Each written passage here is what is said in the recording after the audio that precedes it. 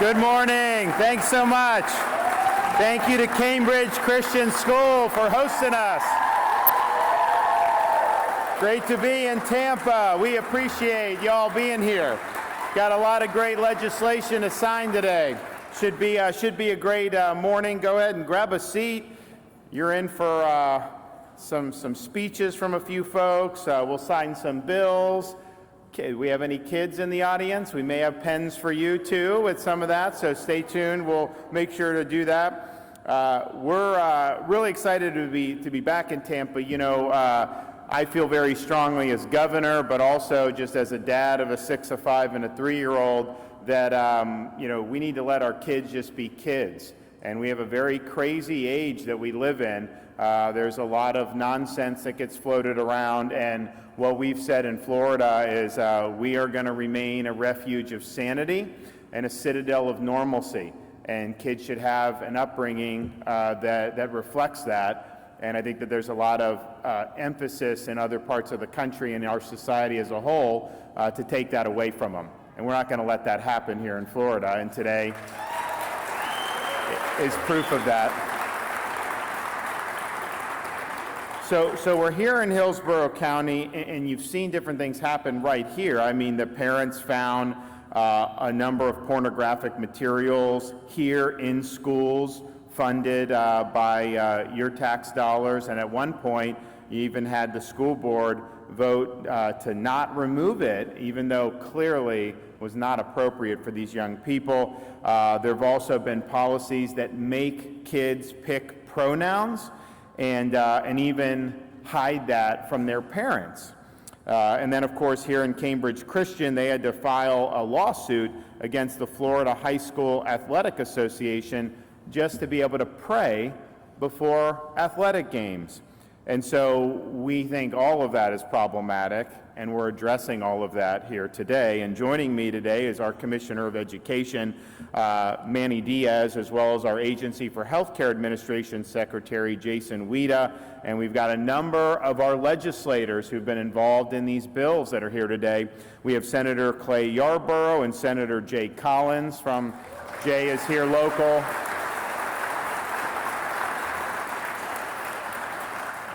We have Representatives Randy Fine, Adam Anderson, Linda Cheney, Ralph Masulo, Robert Brackett, Jennifer Kennedy, Karen Gonzalez Pittman, Fred Hawkins, and Laura Saunders Plakin. Welcome to all the legislators, and thank you for being here.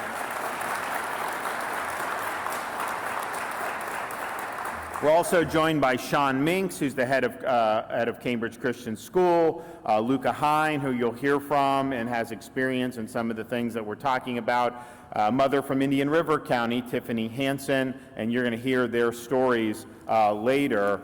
It is important that we stand up for our youth, and we're doing that in a number of ways here today. Some of the stuff is kind of sad that we even have some of these discussions.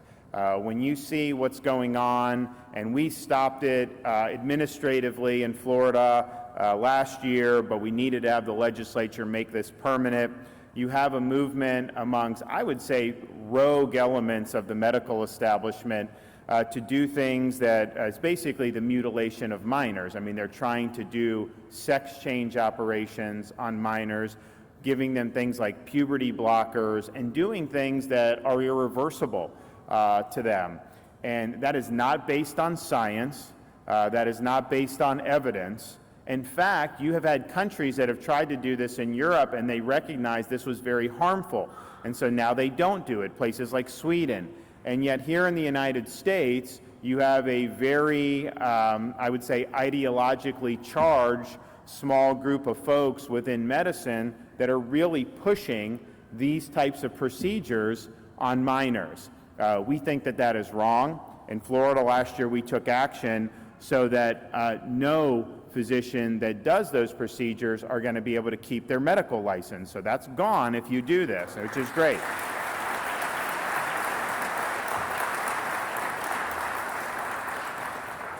But when we do the SB 254, this will permanent outlaw the mutilation of minors. It will outlaw the surgical procedures and experimental puberty blockers for minors. It will also require any adults receiving these surgeries to be informed about the irreversible nature and about the dangers of the procedures.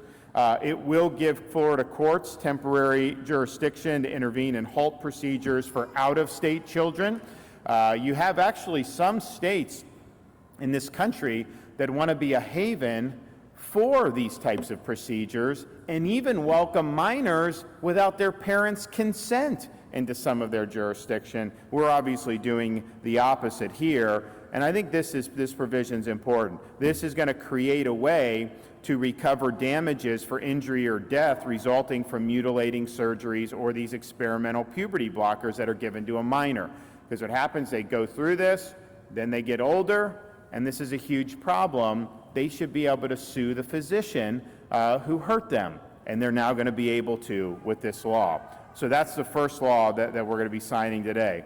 The other law, HB 169, I think is very important. It's basically an expansion of last year's parental rights in education bill, but crucially, this bill makes sure that Florida students and teachers will never be forced to declare pronouns in school or be forced to use pronouns not based on biological sex. We never did this through all of human history until 2 weeks ago. Now this is something, they're having third graders declare pronouns. We're not doing the pronoun Olympics in Florida. It's not happening here, and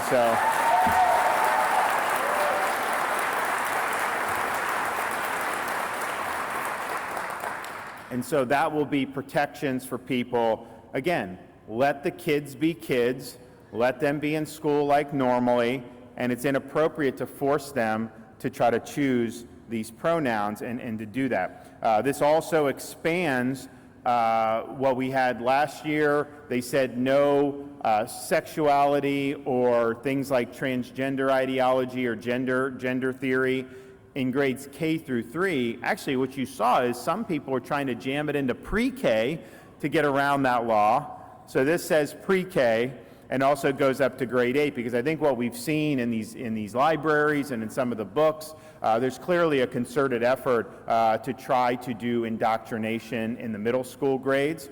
And so the legislature, I think, has looked at that evidence and wisely said that, on those issues, if a parent wants to engage in that with their kid at those ages, then that's up to them, but we should not be putting that in the curriculum in school. And so we're not doing that. We're going to be focusing on math, we're going to be focusing on reading, we're going to focus on science, we're focusing on the subjects that really, really matter for our kids. So that's really important. Third bill, HB 1438.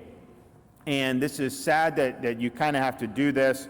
There's these adult performances, there are these these drag shows, sexually explicit in what they're doing. And look, adult entertainment, people can do what they want with some of that, but to have minors there, you'll have situations where you'll have an 8-year-old girl there, where you have these really explicit shows, and that is just inappropriate. And I think in Florida, what we've said, and we've taken some action administratively already against some of the offending establishments, but the reality is we needed the legislature to come in and really, really clarify that if you are an establishment that's having adult performances, you have an obligation to make sure that these young kids are not permitted in the premises. And we're going to hold you accountable if you're not meeting that obligation. There's certain things we would never say it'd be okay, to have a 12-year-old at some of these things. And so we want to make sure that is uniform. When you have adult entertainment, when you have these sexually explicit performances, there should not be any of these kids there. And this is going to make sure that that's the case. And so HB 1438 will be signed into law momentarily. We're also going to sign HB 1521, which is ensuring women's safety, making sure that educational institutions, detention facilities, correctional institutes, juvenile facilities, and public buildings with a restroom, locker room, or changing facility, that they must have separate facilities for men and women based on biological sex. A woman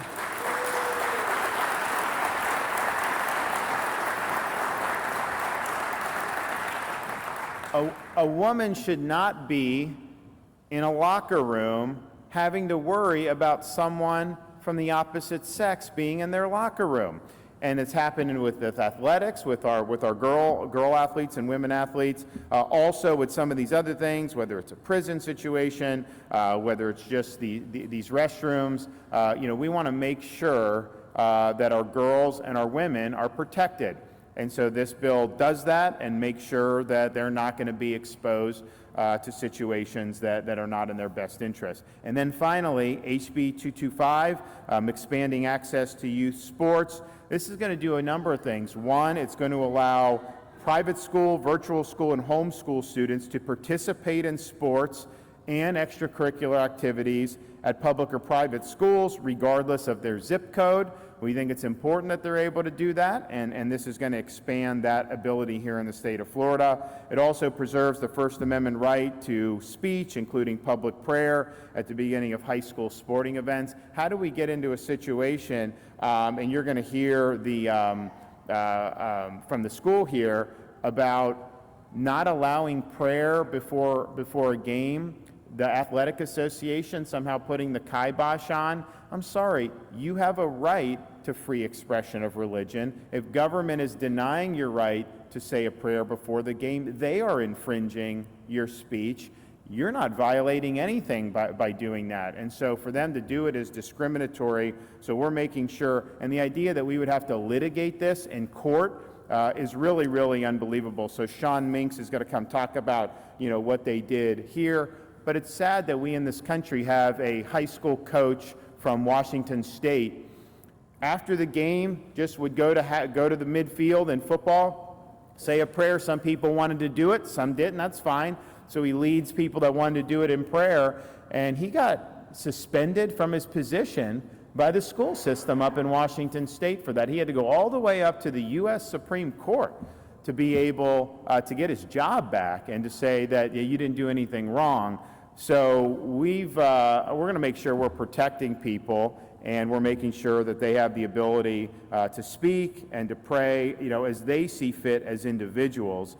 And part of the way we're going to be able to do that is we have a high school athletic association, Florida High School Athletic Association, and it's not really subject to much accountability. It's kind of just been there as a private body. What this bill does is it imposes oversight over it. It allows more gubernatorial appointments and the like. And part of the reason we need to do that is we passed 2 years ago the Fairness in Women's Sports Act to say we're going to make sure our girls and our women athletes are able to compete with integrity. And you can't be competing on the men's team for 3 years, switch to the women's, and what, all of a sudden you're the champion? That is not right. And so we wanted to make sure that we were ensuring fairness for them. It took them like 18 months to be able to implement that through the Athletic Association. And I'm just thinking to myself, that should have taken a couple weeks to be able to do. I also remember when COVID was going on, we made the decision earlier than just about any other state that our schools were going to be open. Kids needed to be in school. You can't just lock them out of life. And we said they need to have youth activities in the summer, and sports should be there when the school year started in the summer of 2021. And there was this whole hubbubaloo about whether the Florida High School Athletic Association was going to allow sports. And they had a lot of people kind of give statements in front of a hearing that they did. This was sometime in the summer of 2020. And these are all people that were on their medical advisory board or something. And almost every one of these physicians said that it would be catastrophic to allow kids to compete in sports because of COVID. Now that was crazy to say even at the time, and I knew that was false, and we said, you have a right to play. If you don't want to play, then don't play. That's fine, I get that, but people wanted to play. And a lot of these medical people were trying to shut it down. And fortunately, we were able to really work hard and save the sports season for kids. But had we not done that, that would have been really, really negative for a lot of families throughout the state of Florida. And I remember going to football games that fall, and I'd go to the locker room and tell the kids, it was like, hey, be thankful you're here in Florida. Because if you were in California, you'd be on your couch right now. You would not be on a football field because they didn't let them play sports. But seeing that, and I think, like, how could you be a doctor and have every one of these physicians just be so wrong about what was going on? There was not major COVID risk for high school athletes. They needed to be playing. There's far more damage that would be done by locking them out of sports than by putting them in sports. And so we were able to get over that hump. But yeah, I just look back and I'm like, there needs to be some changes at this organization when you have that type of advice coming in that was just so detached from reality and was really more based on hysteria than based on sound science. So that will change when we sign this. So all in all, this is an incredible package of bills. I think this is something that we just made the decision as a state and me as governor to just say, we're protecting kids, and we're going to protect kids when it's popular. We'll protect kids even when you take some incoming as a result of maybe offending some ideologies or some agendas out there, but that's fine.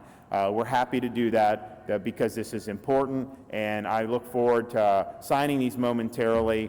And we'll be signing it, of course, as governor, but also just as a dad. I appreciate the legislature stepping up and making sure that we're going to have strong environments for our kids to learn and to grow as Floridians. Okay, Sean Minks, head of Cambridge Christian School, come on up.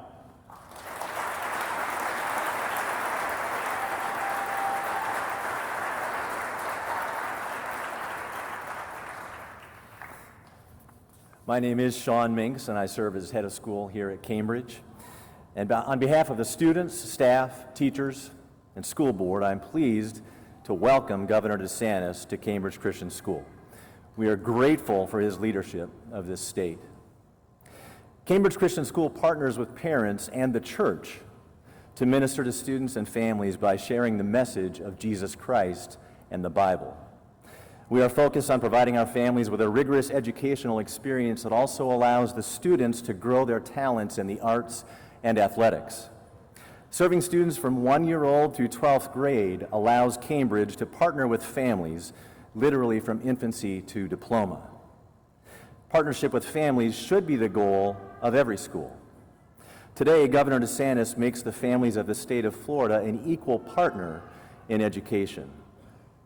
When families are partners in education and the values they hold are prioritized, students excel.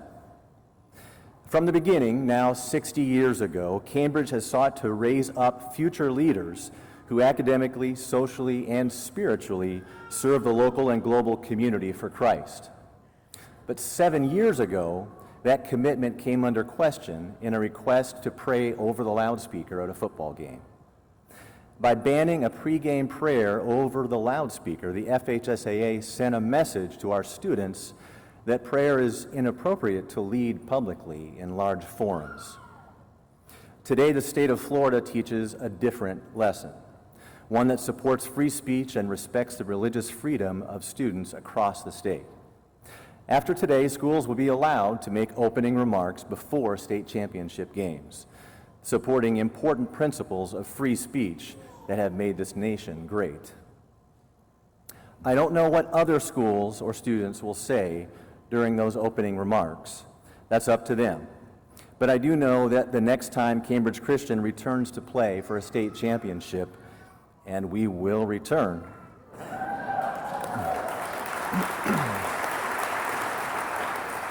we will pray over the loudspeaker before kickoff. For that, we thank the Florida legislature and the leadership of Governor DeSantis. Thank you.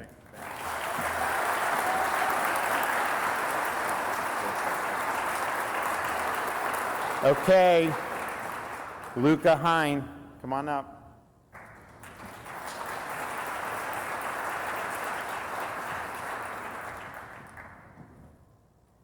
Hi, so my name is Luca Hine, and while I'm not from Florida, I am someone who went through the gender-affirming care industry as a minor. And a little bit of background about me. I was a teenager with multiple comorbidities and mental health issues who was struggling and was put down this path instead of given the help I actually needed, resulting in the first medical intervention I ever had being a double mastectomy at 16. I was one of the kids that needed a chance to just grow up and get the help I needed. I was one of the kids that needed the adults to step up and do what is right. And I've worked with kids. I've seen how they experience the world, and they experience the world in this very magical and innocence-filled way. And introducing kids to these concepts, making them a permanent patient of the medical industry, is taking that away from them.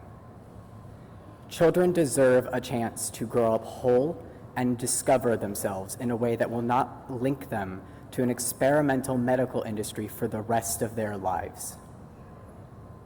I will live with the results of what was done to me for the rest of my life, including all the health issues I deal with because of it. But other kids don't have to now, thanks to what has gone on here in Florida. And I applaud Florida for going through the medical board and now protecting kids in a more permanent way via legislation. Kids deserve a chance to grow up, and that is what is happening today. It's not about hate, it's about giving kids a chance to grow up whole. Thank you.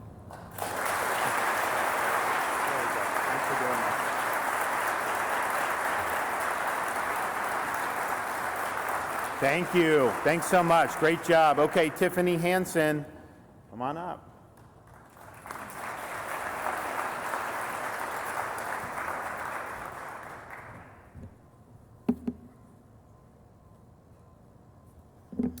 Good morning.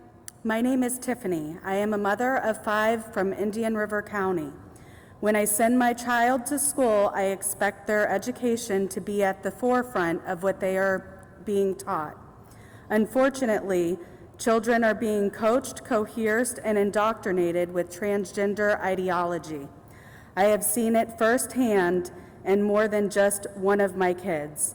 I, as a parent, have experienced my child suffer from depression, anxiety, body dysmorphia, PTSD, and suicidal ideation as a result. One day, my daughter came home and told me she wanted to be called by different pronouns and felt like she was a different gender. I didn't think much of it at first, as she is young. I was being supportive. As time went on, I realized how deep this had gotten and how much this was influencing her life in a negative way. Unknown to me, the schools had been secretly pushing this transgender ideology in the classroom behind my back, encouraging her to question her gender, her sexuality, and her preferred pronouns. To this day, she has had to undergo therapy because it has taken such a toll on her mental health. It wasn't just her. More than one of my children have come home telling me the exact same thing. They are being taught to question their entire identity by schools. These are 4th and 6th grade kids we are talking about here. This ideology can be seriously damaging to children, forcing them to question themselves to the extent that they have body dysmorphia and suicidal thoughts in 4th grade. This has to stop now. As someone who has also had to deal with personal childhood trauma in the past, I understand what it is like to be this young and feel these feelings. I am against this, not for religious reasons. I am standing up because I am a parent, and nobody gets to raise my children except me. When parents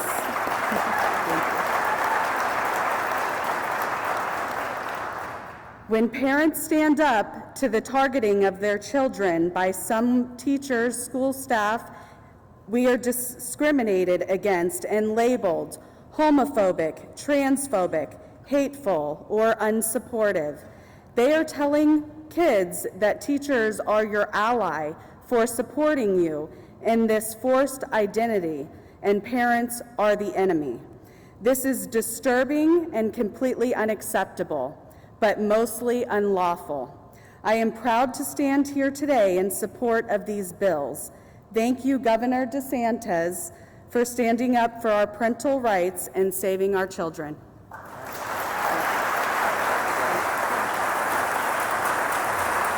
Okay, Clay.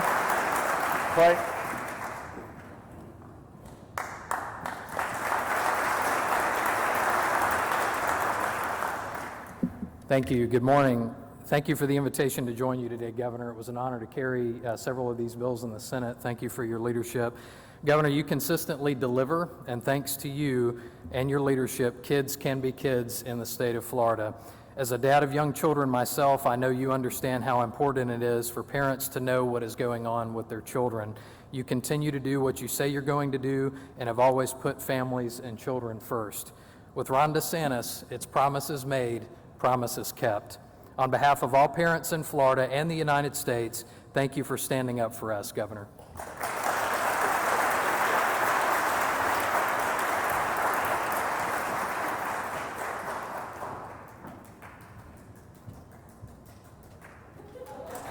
Well, thank you. Thank you. I'm Randy Fine, and I had the privilege of carrying a couple of the bills the governor mentioned a little bit earlier. But the important thing for people to know is there is evil in this world, and we are fighting it here today. And the most important job that I have, the most important job the governor has, is that we are parents of children.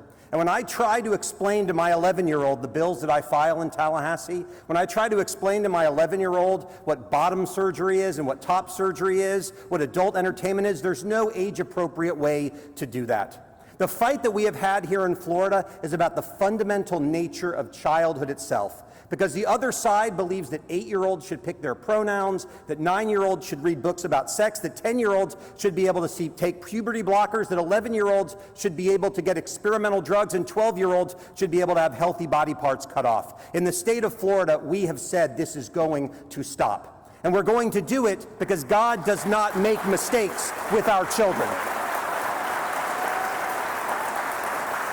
Particularly my friend Ralph Masulo, who ran this bill alongside me. These bills are not easy to run. You take a lot of heat and you take a lot of pain when you do them. And that's why the person I want to credit the most is the person standing to my right. Because none of this happens without leadership.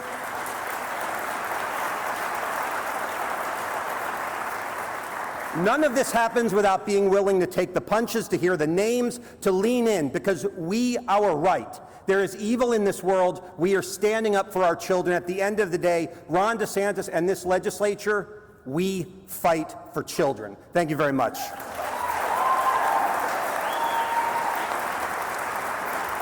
All right.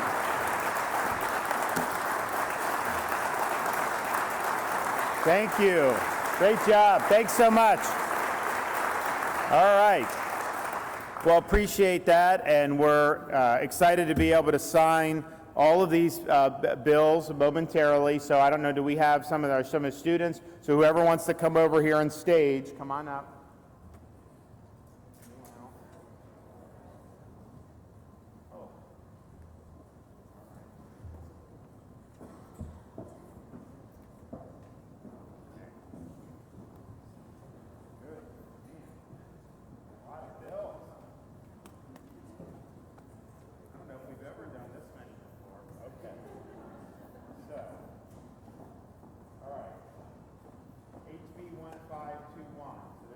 Protecting the women in the facilities.